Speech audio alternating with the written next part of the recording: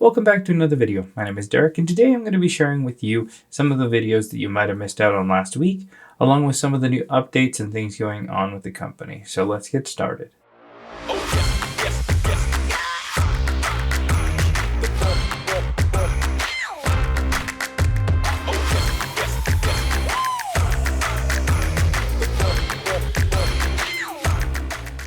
Last Tuesday, I went over a video made by REWA showing a new tool that allows you to save Face ID. We talked about the process of using this type of tool, along with the particulars to when this tool applies to the specific type of issues with a front-facing camera assembly.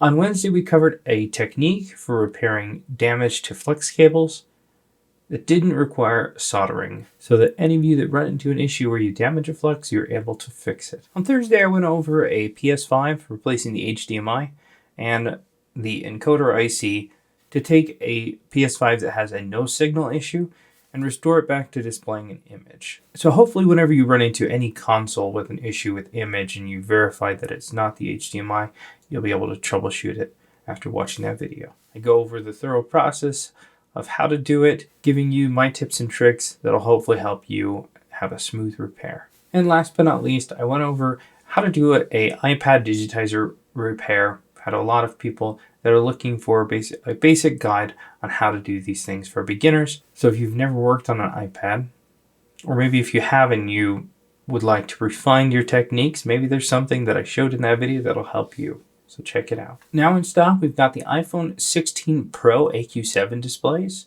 with a 120Hz refresh rate that comes with an amazing price, allowing you to offer this to your customers. Up and through the 17th, there's a price drop on the iFixit toolkits, so take advantage of that while you can. We've lowered the prices on our pre-owned Galaxy S22 5G phones, a great option to supply your customers with the device when and if they have one that's too broken to fix. And it's official. MobileSentrix is now integrated with Repair plugin. So take some time to look it over and see all of the different features that it will support. It's truly amazing, and if you'd like to see a full detailed video on it, I will be happy to make one. And last but not least, if you are in South America and you plan on going to the ExpoMobile in Medellín, Colombia, we'll see you there. Thanks a ton for watching. We'll see you in the next video.